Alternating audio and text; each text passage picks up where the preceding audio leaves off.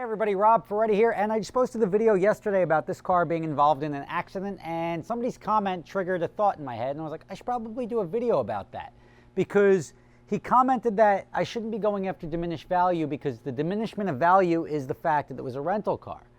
And I disagree, and here's why. I want you to think of something right now. If you think about how many rental cars there are out there, right? How many exotic car rental companies in New York, Tennessee, Miami, Orlando, Dallas, Vegas, LA, San Francisco. Think about how many hundreds of cars every year are used for rental use. And think about how many you see for sale, ever. Never. You never see cars for sale because most of the cars that come out of rental fleets are either hidden in like LLCs, so they're always represented as non-rental cars by the seller, or a guy like me will sell it as a rental car to a wholesaler or through an auction to be done with it. And whoever buys it is not going to market it as a rental car. They're just going to market it as a car with mileage in a certain condition. Also, if you look at the Carfax or anything else, there's a blanket term called like lease or rental vehicle just for anyone that's ever borrowed money on their car. So if you leased your car, it now comes up as a lease or rental use. So you just flood the market with virtually everything, and it becomes such an innocuous term that everyone's just like, oh, well, that clearly it says that for every car, so they all can't be rentals, and you just have the assumption that the car is not a rental. Right there, all of these cars that get used as rentals aren't known as rentals, and part of me and most of me says, should you care? If somebody puts their car on Turo and other random people drive it, do you think that should be declared? At what point in time should the number of people driving the car dictate the car's value? It really shouldn't. The value of a car should be dictated by the mileage, the condition, the year, and then the options. That's what makes a car worth something. The idea that people are, like a rental car for some reason should be more of a piece of crap than a privately owned car, it's impossible to quantify that. You could have an owner that doesn't take care of his car because he can't afford it and sells it, and you get a complete basket case pile of crap car, or a rental company that services it properly, makes sure it's maintained, keeps the services up to date, and just the fact that more than one person drove it, you're now concerned with the marketability of the car. Now, a lot of people, and it's usually the people that would never rent a car because they can't afford it, think that, well, oh yeah, these rental cars, they get the piss beaten out of them. They really don't. And it's to the same extent that if you can't afford to rent it, you say, yeah, if I got that, you should see what I would do to that car. Well, yeah, great. But the person that can afford to rent it and that spends the money to rent it is concerned about damaging it, not wanting to fix it. And there's a bunch of concerns there, or they're just more responsible in general. I used to do data logging on the cars, way back when.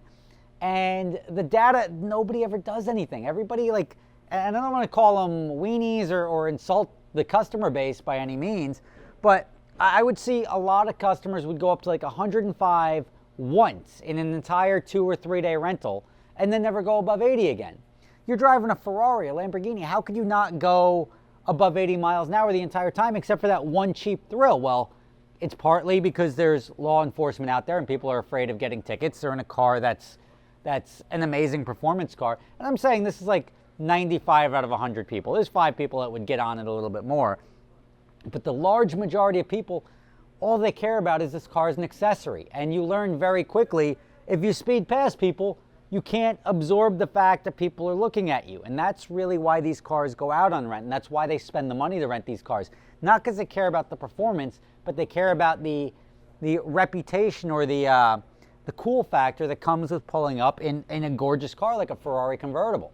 And it's a great experience, a great driving experience that you can get without beating the balls off of it. And even a lot of owners don't really beat the balls off their car because they're more concerned about people seeing them in it. So you'll see them driving it all the time, driving it to dinner.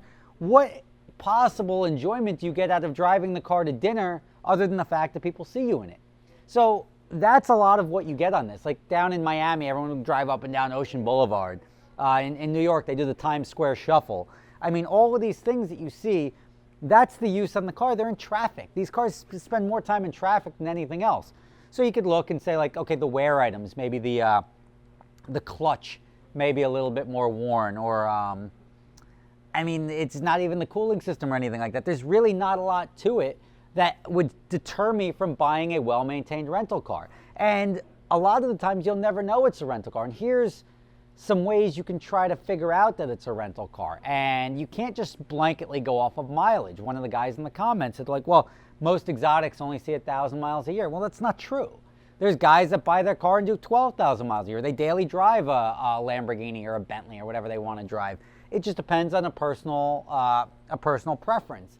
Now, when you look at a rental car, you can generally see, if you're really trying to spot what makes a used exotic a rental or not, would be the wear on the touch surfaces. So like the buttons on the controls, the steering wheel, the leather would wear away.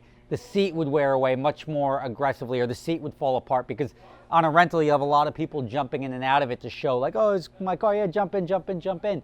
So all these like wear surfaces that more and more people are touching, where an owner wouldn't touch it. But everybody gets in the car, they flip open the ashtray. I mean, think about a car show where everyone's like shifting the gear lever, or like playing with whatever when they're not driving, and they're getting in it, and the first thing you do is you have to touch everything. And somebody that owns the car isn't really touching everything. He's driving the car, he touches it the first couple of times he gets it, but after that, he just drives it and enjoys it until he sells it. I mean, you know when you get a car with mileage, it's more likely that that car was a rental car. Or if you imagine this car was a rental car and it's sold with 2,000 rental miles on it. You're going to look at the car and you're going to say, oh, it's a 2,000 mile 488 Spider. You're not going to be like, oh, that must be a rental car. So are you concerned with the rentals, or are you concerned with the mileage? You have to identify what it is that's scaring you about a car. But then if you're getting a car with big mileage, you're paying much less for it because it's got a lot of miles on it, or a disproportionate amount of miles to the rest of the cars in its model range. So there's all these different factors that you have to look into as far as a car's value. It's virtually impossible to tell when a rental car was a rental car or not.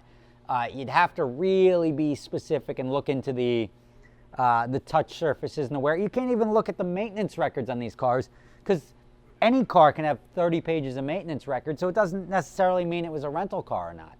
So all things to keep in mind. I wouldn't be afraid. I wouldn't be out there worried about buying a rental car. If you think about the hundreds of thousands of rental cars that go through Hertz and Avis and everything like that, that snowball down the line, and somebody buys it as a rental car, but the next person has no idea that that car was a rental car. So don't sweat too much about that. Diminishment of value is something you're entitled to. This car will forever be sold at a lower price than its equivalent car with the same mileage and everything like that, not because of how many people drove it, not because of the use, but because it had an accident with an airbag deployment, and everyone is going to hold that against the value of the car until this car's dying day on earth, whatever that ends up looking like. So, thank you for watching. I hope I answered your questions. I hope I help you a little bit if you're trying to stay away from buying, especially with the high mileage cars, trying to stay away from buying a former rental car because of who knows what the condition or the mileage was. But even if these cars are in pretty crap condition when they leave the rental fleets, wholesalers will spend $3,000 to clean them up, and it'll be really hard to tell or catch the fact that the car was a rental car. So the short answer is there's no real way to avoid buying a used rental car, but if you do your homework and really concern yourself with the condition and the mileage of the car you're buying, you'll at least get your money's worth.